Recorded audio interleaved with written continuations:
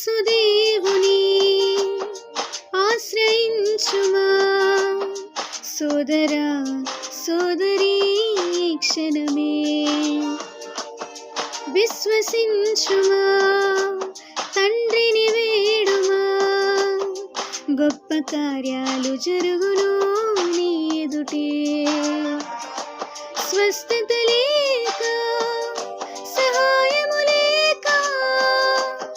సోలిపోయావా యేసు నామములోనే